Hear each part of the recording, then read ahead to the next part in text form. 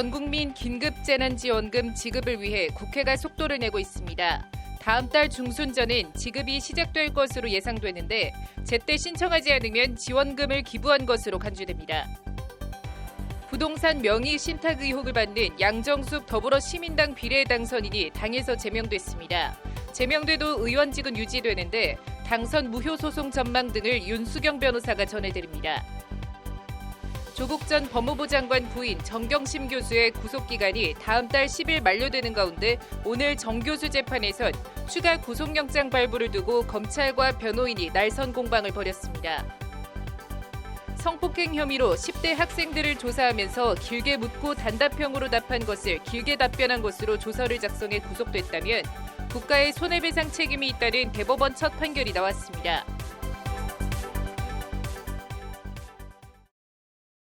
4월 29일 법률방송 로투데이 시작하겠습니다. 첫 소식입니다. 오늘 첫 소식은 긴급재난지원금 얘기해보겠습니다. 검색어로 보는 법조뉴스 신세아 기자입니다.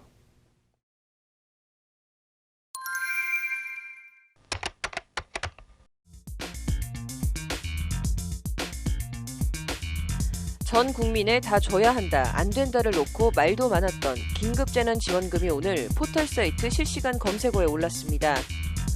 국회가 오늘 저녁 9시 본회의를 열어 12조 2천억 원 규모의 긴급재난지원금 지급을 위한 추가 경정 예산안을 처리하기로 합의했기 때문입니다. 이를 위해 국회는 오전부터 추경안 관련 상임위원회와 예산결산특별위원회를 가동해 추경안과 기부금 관련 특별법 등에 대한 처리 절차를 밟았습니다. 예결위 종합정책 질의에 참석한 정세균 총리는 무엇보다 신속한 처리를 강조했습니다. 긴급재난지원금은 국가적 재난 상황에 대응하여 시급히 추진하는 사업인 만큼 신속한 집행이 가장 중요합니다. 일단 애초 소득 하위 70%까지만 주기로 했다가 전 국민 지급으로 방향을 선회하면서 필요 재원은 14조 3천억 원으로 애초 예상액보다 4조 6천억 원이 늘었습니다. 이와 관련 예결위는 오늘 오전 전체 회의를 열어 긴급재난지원금 전 국민 지급을 위해 4조 7천억 원가량 증액한 12조 2천억 원의 2차 추가 경정 예산안을 의결했습니다. 전 국민 지급에 필요한 나머지 2조 1천억 원은 지방비로 충당합니다. 오늘 저녁 예정된 본회의에서 2차 추경안이 통과되면 다음 달 15일 전에는 긴급재난지원금이 지급될 수 있을 것으로 예상됩니다. 금액은 4인 가구 이상은 100만 원, 3인 가구는 80만 원, 2인 가구는 60만 원, 1인 가구는 40만 원의 지원금이 지급됩니다. 2차 추가 경정안을 통과시킨 예결위는 기부금 모집 및 사용에 관한 특별법 제정안도 의결했습니다. 해당 법안은 긴급재난지원금 전국민 지급 과정에서 늘어난 재정 부담을 줄이기 위해 고소득층의 자발적인 기부를 이끌어내 직업교육과 실업급여 지급 등 고용보험 기금으로 활용하는 방안을 골자로 하고 있습니다.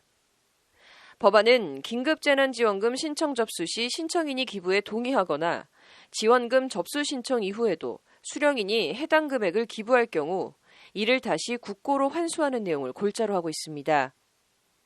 또 긴급재난지원금 신청 개시일로부터 3개월 이내에 신청이 접수되지 않은 경우 자발적 기부 의사가 있는 것으로 간주해 미수령 금액을 국고로 환수하는 내용도 담고 있습니다. 정부는 긴급재난지원금을 기부하면 연말정산이나 종합소득세 신고 때 15%의 세액공제를 해줄 예정입니다. IMF 당시 환란 극복을 위한 금모으기 운동처럼 긴급재난지원금을 코로나19 경제위기 극복을 위한 제2의 금모으기 기부운동으로 승화시켜달라는 것이 정부의 기대이자 호소입니다. 긴급재난지원금 신청 접수 담당 기관은 근로복지공단으로 일어나 있습니다. 끝날 때까진 끝난 게 아니다라는 말에 빗대 세간에선 받을 때까진 받은 게 아니다라는 말이 농반, 진반 돌아다니고 있는데 절차나 방법, 내용을 몰라 소외 취약계층이 긴급재난지원금을 비자발적으로 기부하는 일은 없도록 촘촘한 준비와 실행이 꼭 필요해 보입니다. 검색어로 보는 법조였습니다.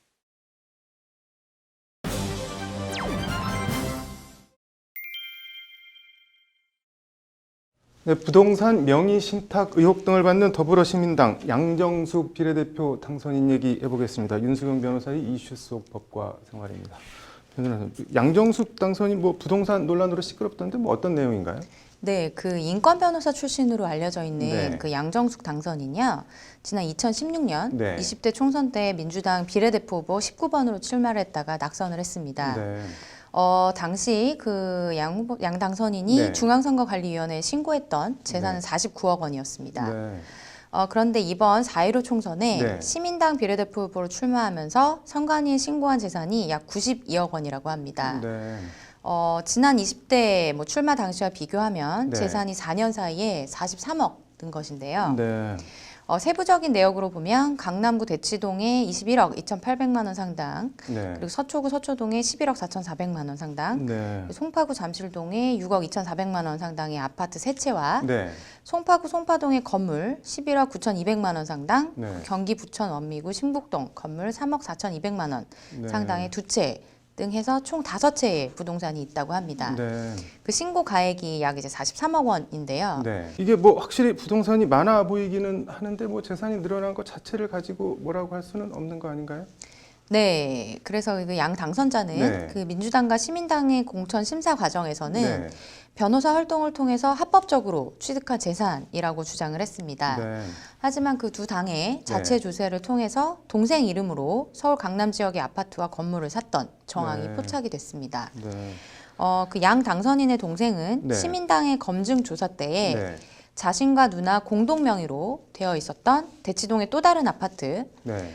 그 2016년에 매각을 했는데요. 네. 이 아파트와 송파동의 건물에 대해서 누나의 소유라고 주장한 것으로 알려졌습니다. 네. 양 당선인의 동생은 2016년에 판 대치동의 아파트와 관련해서 네. 누나에게서 매각 대금을 받은 게 없다라고 했다고 합니다. 네. 이 주장이 사실이라고 한다면 부동산 실명법 위반과 네. 세금 누락 혐의를 받을 수가 있습니다. 네. 그리고 양 당선인은 또 지난 2015년 네. 잠실 주공 5단지를 어머니에게서 단독으로 상속을 했습니다. 네. 그런데 이 사실을 2018년에야 등기를 했는데요. 네. 이 아파트는 지난해 8월에 매매가 됐습니다. 네. 이것 때문에 그 양 당선인이 지난 2016년 총선과 네. 이번 총선에 출마하면서 선관위에 신고한 재산 내역에는 네. 이 아파트가 누락되어 있습니다. 네. 총선 출마를 위해서 편법을 쓴 게 아니냐는 지적이 나오고 있습니다. 뭐 양 당선인 반응이나 입장은 어떻게 되나요? 네, 그 양 당선인은 어제 오후 네. 더불어시민당 윤리위원회에 출석한 이후에 네. 명의신탁 의혹에 대해서 아니라고 선을 그었습니다. 네.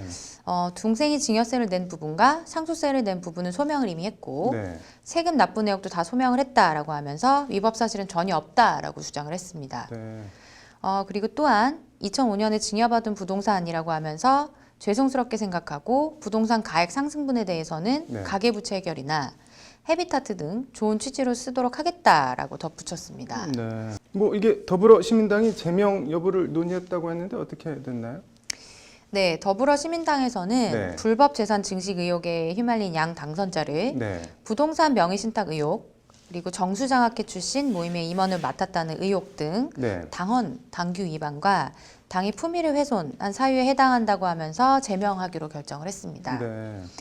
더불어서 시민당 최고위는 허위자료 제출 의혹, 네. 명의신탁 의혹 등은 현행법 위반의 소지가 있다고 하면서 형사고발과 함께 당선 무효 소송을 내는 것을 적극적으로 검토 중이라고 합니다. 네. 국회가 개원하기도 전에 제명하는 이제 초유의 조치가 벌어진 배경에는 네. 그 진경준 전 검사장의 변론과 네. 정수장학회 부회장직 수행을 놓고 양 씨가 거짓 해명을 한 것이 결정적으로 작용했다라고 합니다. 네. 시민당은 그 허위 자료 제출과 거짓 해명이 검증 기망에 해당하고 네. 당무를 방해했다라고 하면서 양 당선자의 제명을 최종 결정했다라고 밝혔습니다. 이게 뭐 비례 당선인은 당에서 제명을 당해도 의원직 신분이 계속 유지가 되는 거죠.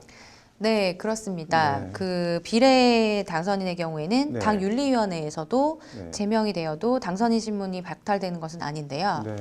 그 공직선거법에서는 비례대표 당선인이 네. 자진 사퇴하거나 탈당을 하면 후순번 후보자가 의원직을 승계하도록 했습니다. 네.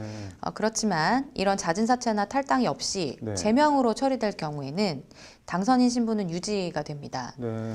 본인 스스로 사퇴하지 않는 한 무소속 신분으로 당선인 자격이 유지된다고 볼 수 있겠는데요. 네. 이에 대해서 시민당 네. 재윤경 수석 대변인은 제명이 이뤄지더라도 당선인 신분은 유지되기 때문에 네. 본인이 사퇴하지 않는 이상 법적으로 다퉈야만 한다라고 하면서 네.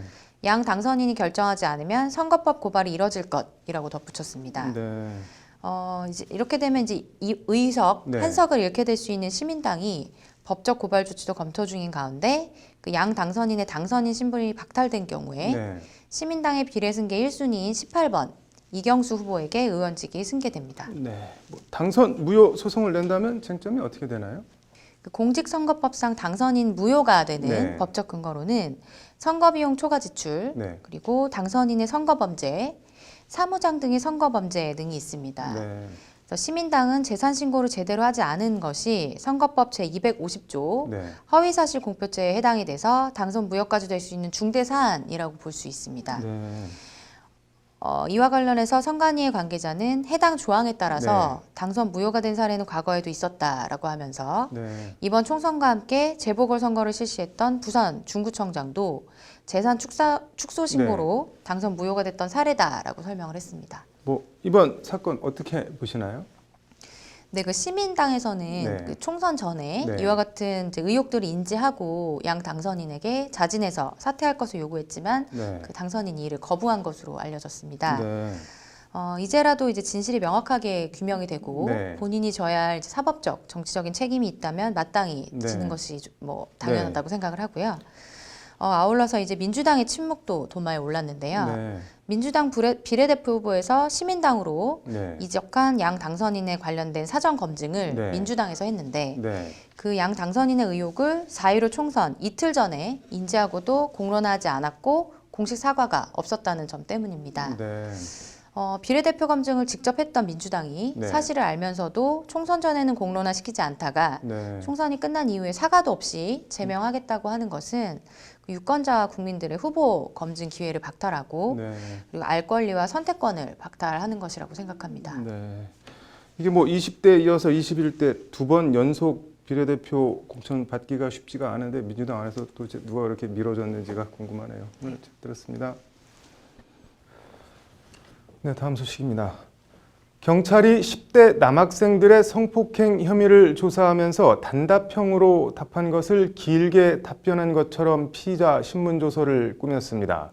질문과 답변이 바뀌긴 했지만 완전히 없는 사실을 적은 건 아니고 법원은 이 경찰 조서를 바탕으로 구속영장을 발부했습니다. 그런데 남학생들은 뒤에 검찰에서 무혐의 처분을 받았고 성폭행범으로 몰려 억울하게 옥살이를 했다며 국가를 상대로 손해배상을 청구하는 소송을 냈습니다. 법원은 어떻게 판결했을까요? 판결로 보는 세상입니다. 지난 2010년 7월 당시 15살이었던 김모군 등 중학교 선후배 7명은 경기도 수원시 팔달구의 한 아파트 옥상에서 지적 장애가 있는 당시 18살 A씨를 성폭행한 혐의로 경찰 조사를 받게 됐습니다. 경찰은 당시 제보자와 피해자 진술을 토대로 김군 등을 조사했는데 피의자들 가운데 일부가 경찰의 첫 번째 피의자 신문에서 범행을 자백했다고 합니다. 그런데 경찰은 구체적인 범행 과정이나 세부 내용에 대해 피해자 진술 등을 토대로 장문으로 질문을 했고 피의자들은 이에 단답형으로 답변을 했습니다.